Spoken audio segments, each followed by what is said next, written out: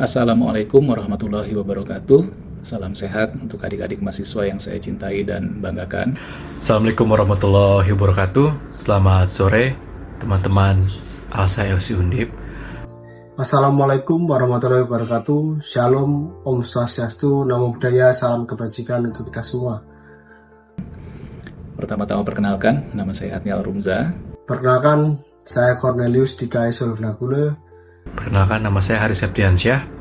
Saya alumnus Fakultas Hukum Universitas Diponegoro.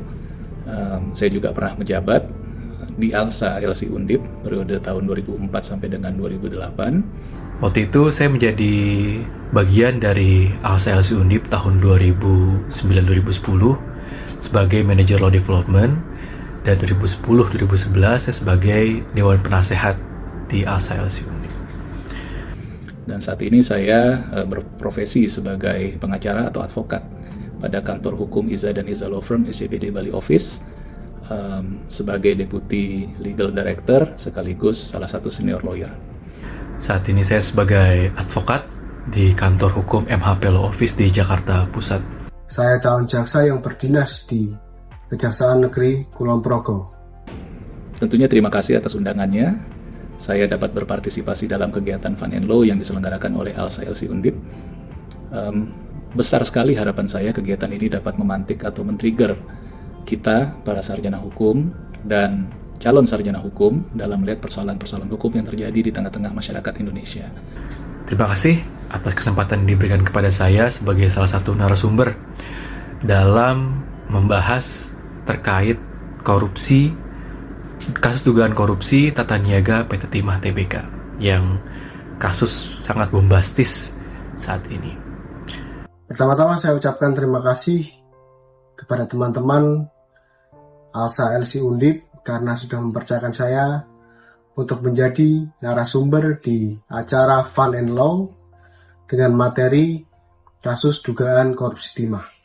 Tentunya sebelum masuk kepada substansi diskusi kita hari ini, saya perlu untuk memberikan batasan-batasan untuk kita semua, bahwasannya penting agar kita senantiasa menghargai proses yang sedang berjalan berkenaan dengan dugaan adanya tipikor ini, dan lebih mengedepankan kepada suatu kritisme yang membangun, yang bertolak pada hukum itu sendiri.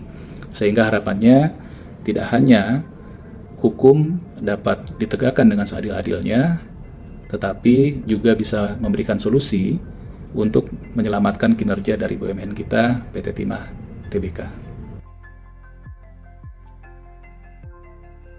Hal yang pertama yang perlu kita ketahui adalah mengenai duduk perkaranya.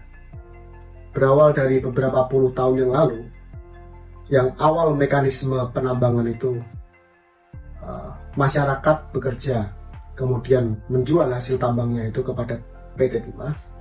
Tetapi setelah beberapa tahun terakhir ini, dikarenakan beberapa PT maupun CV yang masuk, kemudian membuat perjanjian ilegal dengan PT Timah, sehingga mekanisme penambangan ini sudah berubah. Yakni masyarakat menjual hasil tambang tadi kepada pihak swasta. Kemudian pihak swasta merasa bahwa itu miliknya, kemudian menjual lagi kepada PT Timah. Lalu di mana letak dugaan korupsinya? Letak dugaan korupsinya berada pada penyalahgunaan kekuasaan oleh Direktur PT Timah yang melakukan perjanjian ilegal terhadap perusahaan-perusahaan swasta yang kemudian dijerat oleh pasal 3 Undang-Undang Tindak Pidana Korupsi. Kemudian pasal yang dikenakan kepada perusahaan swasta itu sendiri adalah pasal 2 Undang-Undang Tindak Pidana Korupsi.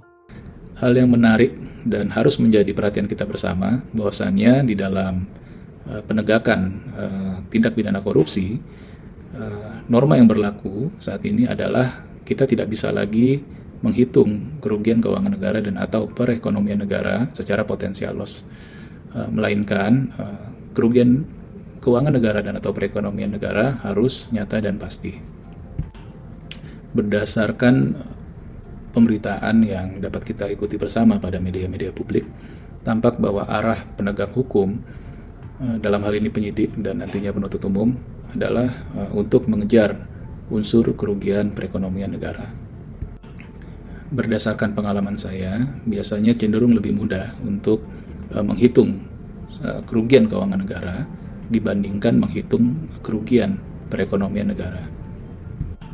Oleh karenanya penting bagi penegak hukum untuk bisa memiliki alat pembuktian yang cukup dan kuat yang dapat membuktikan adanya kerugian perekonomian negara secara nyata dan pasti. Kepada saya ditanyakan terkait dengan perspektif alumni dalam kasus korupsi PT Timah. Yang pertama, saya mesti memberikan disclaimer terlebih dahulu bahwa yang saya sampaikan di sini adalah pendapat secara umum. Saya tidak bisa memberikan konklusi karena saya tidak melihat BAP, saya tidak disajikan barang bukti, dan informasi yang saya sampaikan di sini adalah informasi yang saya peroleh dari berbagai media elektronik maupun media cetak. Gitu ya. Dan kita sama-sama tahu bahwa sampai dengan hari ini, tanggal 28 Mei 2024, Kejaksaan Agung telah menetapkan 21 orang sebagai tersangka dalam perkara ini. Dengan total estimasi nilai kerugian sebesar 271 triliun rupiah. Angka yang sangat fantastis, jauh melebihi korupsi Asabri dan kasus Jiwasraya. Nah, menyambung ke tema kedua, yaitu analisis kerugian dari perkara korupsi ini. Ketika Kejaksaan Agung menetapkan adanya nilai kerugian negara sebesar 271 triliun rupiah, buat saya menjadi tergelitik. Mengapa? Yang pertama, bahwa diketahui kemudian bahwa perhitungan kerugian negara sebesar 271 triliun rupiah tersebut dilakukan oleh guru besar IPB dari Fakultas Kehutanan di sini. Nah, menjadi pertanyaan hukum, apa kapasitas dari guru besar tersebut?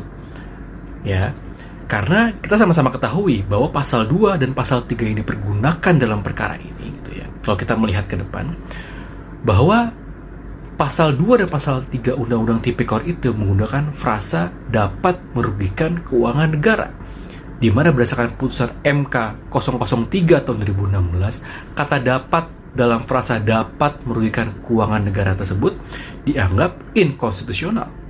Artinya apa? Artinya tidak bisa dipergunakan lagi di sini. Artinya apa lagi? Artinya bahwa kerugian negara di sini harus real, harus bisa terhitung.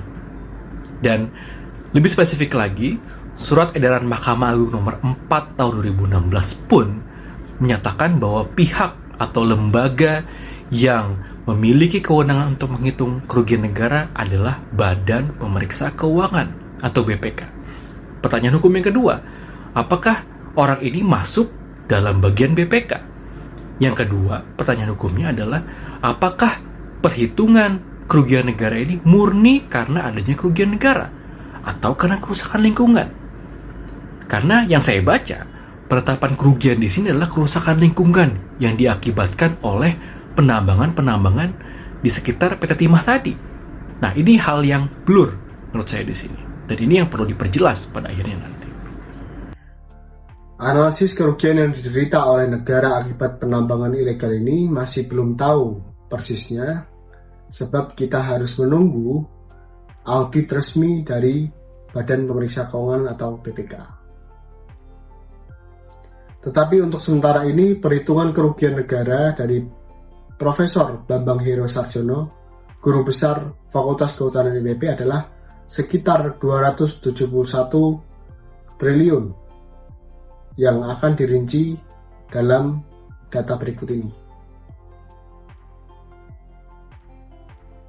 Mengapa kita harus menunggu audit resmi dari BPK? Karena pada faktanya kasus korupsi Surya Darmadi pada kala itu diduga merugikan negara sebesar 73 triliun. Namun di Mahkamah Agung terbukti kerugian yang diderita hanyalah 2 triliun saja. Dalam konteks proses yang berjalan saat ini, penyidik sebagaimana saya sampaikan tadi hendak mengarahkan dugaan tipikor ini telah menyebabkan adanya kerugian perekonomian negara. Secara sederhana, kerugian perekonomian negara bisa saja dikaitkan dengan dugaan hilangnya hasil tambang kita akibat adanya kong kali kong antara PT Timah Tbk dengan perusahaan-perusahaan yang diduga adalah perusahaan boneka yang mana kemudian hilangnya hasil tambang kita itu harus dihitung secara nyata dan pasti. Dan berdasarkan pengalaman saya, kita tidak bisa mengira-ngira atau menghitung secara potensial mengenai adanya kerugian, melainkan memang harus dirincikan secara mendetail berapa hasil tambang yang hilang akibat adanya kong kali kong tadi antara PT Timah Tbk dengan perusahaan yang diduga boneka tersebut.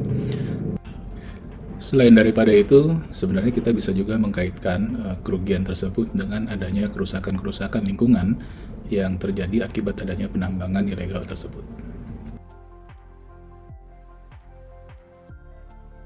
Tentunya pemerintah harus bisa menghargai proses hukum yang sedang berjalan, dan beriringan dengan itu, seyogianya ada evaluasi-evaluasi yang bisa dilakukan terhadap kinerja kepengurusan PT Timah Tbk ke depannya, mengingat pemerintah adalah pemilik melalui Kementerian BUMN, dan pemerintah juga pemberi izin usaha pertambangan kepada PT Timah Tbk melalui Kementerian SDM.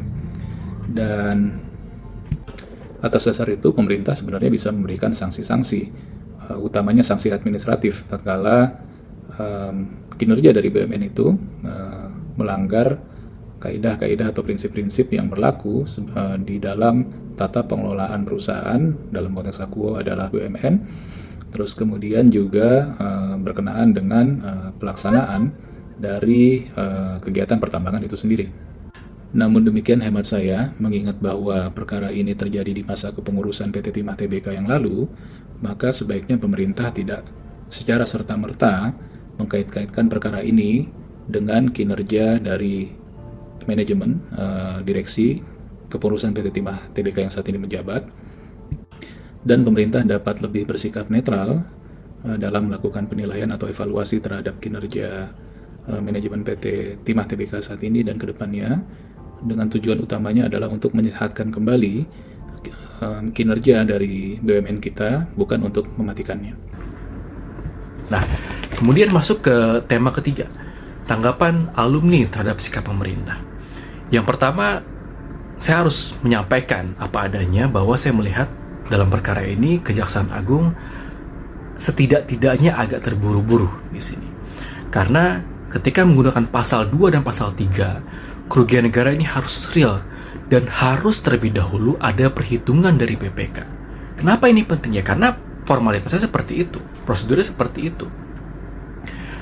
Terus kemudian beberapa ada aset yang disita oleh Kejaksaan Agung, dan bahkan ada seorang artis yang menyerahkan secara sukarela gitu ya barang-barang yang ada melekat padanya seperti mobil, kemudian ada uang dan segala macam.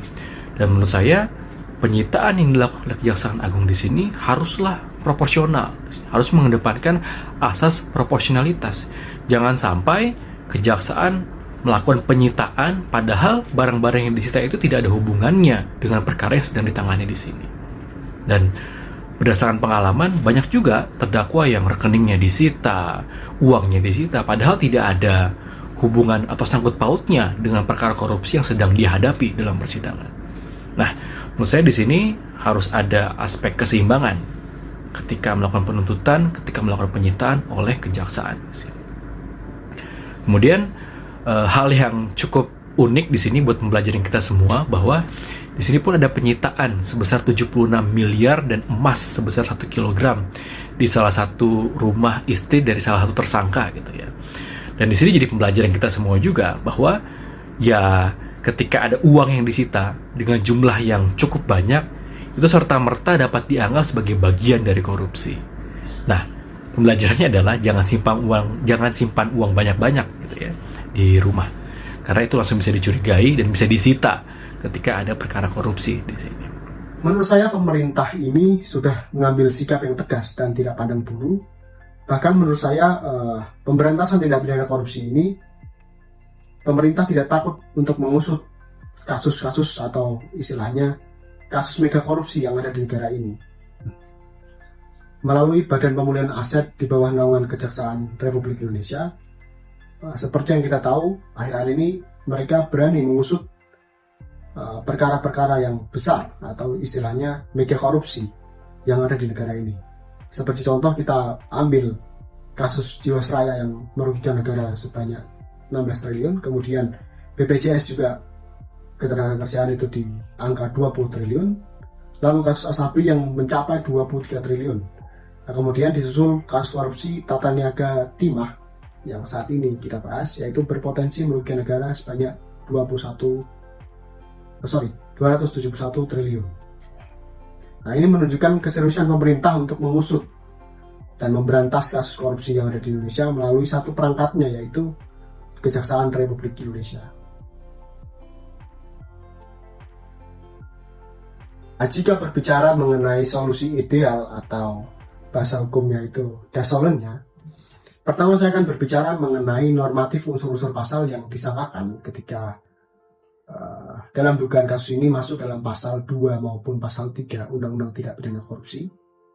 Maka perlu diingat bahwa pasca putusan MK tahun 2016 itu celakanya ini menghapus diksi dapat. Jadi terhapusnya diksi dapat ini memberikan konsekuensi logis bahwa pasal 2 dan pasal 3 ini bukan lagi masuk dalam delik formil, melainkan masuk dalam delik material. Artinya apa? Artinya pasal ini tidak menitik beratkan pada perbuatan, tetapi menitik beratkan pada akibat yang telah ditimbulkan oleh suatu tindak pidana korupsi. Nah, ini berarti juga harus adanya factual loss atau kerugian yang nyata. Jadi seseorang belum bisa dipidana ketika tidak ada kerugian yang nyata atau tadi factual loss tadi. Jadi harus ada factual loss dulu, baru seseorang dapat dipidana atau dapat disangkakan melakukan tindak pidana korupsi pasal 2 pasal 3. Tetapi jika kita berbicara secara teoritis, menurut hemat saya, jika kita pinjam teori yang dikemukakan oleh Jan Remeling mengenai delik formil yang dikualifisir, itu kita bisa pakai dalam undang-undang Tipikor ini, khususnya pada pasal 2 dan pasal 3. Karena arti dari delik formil yang dikualifisir ini, kita tetap memproses perbuatan seorang yang melakukan tindak pidana, dan jika terbukti atau timbul akibat dari tindak pidana itu, maka dapat digunakan sebagai pemberat. Jadi perbuatan itu bisa dipidana dengan ditambah pemberatan ketika memang terjadi ada factual loss di sana.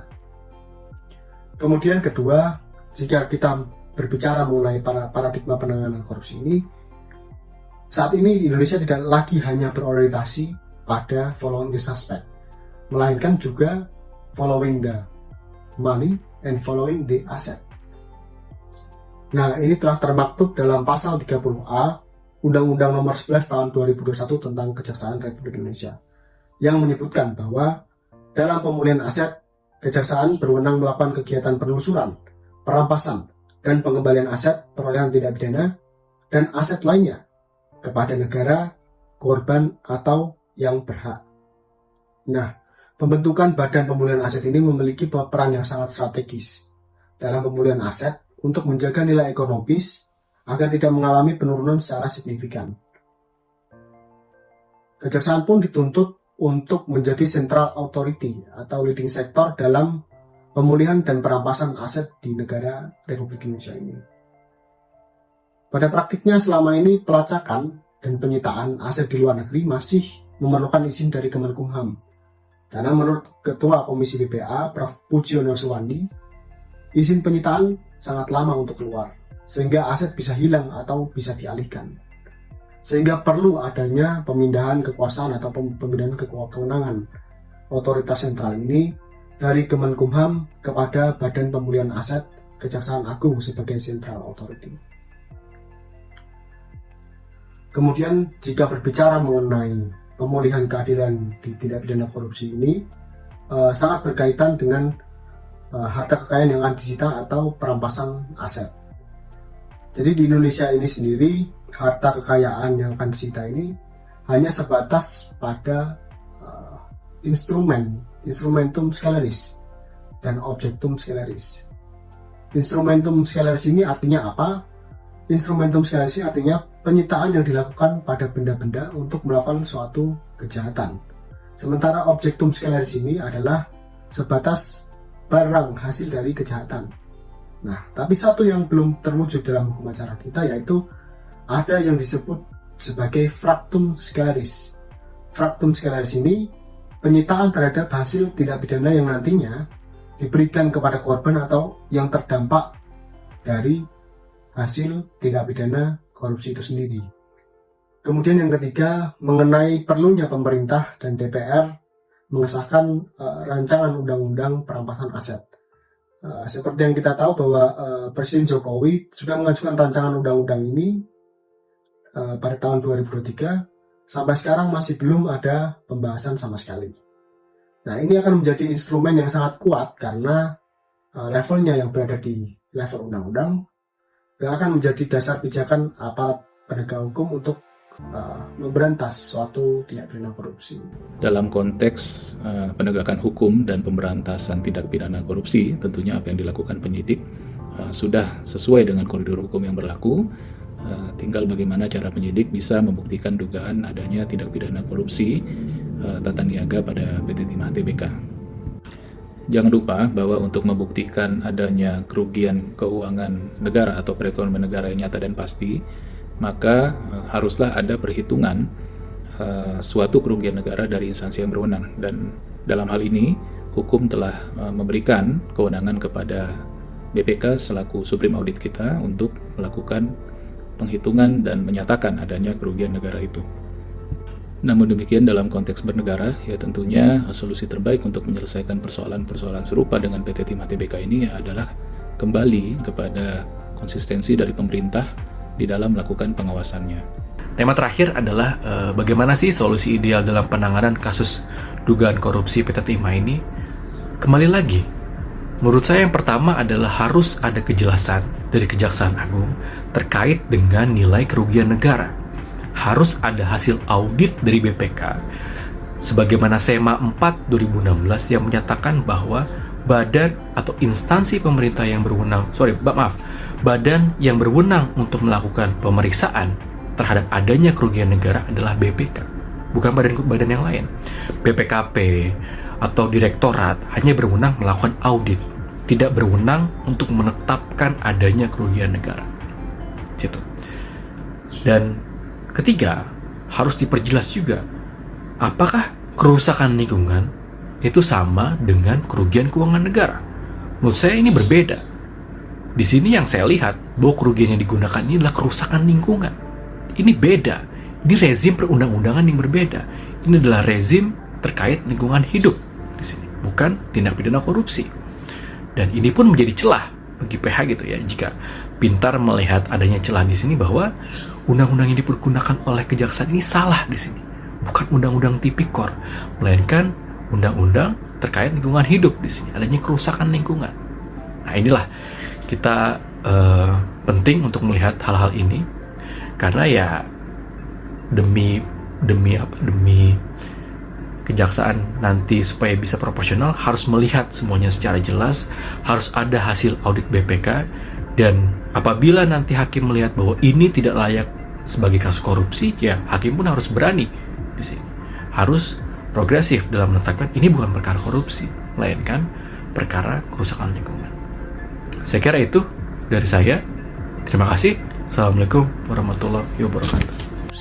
Demikian beberapa hal yang bisa saya sampaikan pada kesempatan hari ini.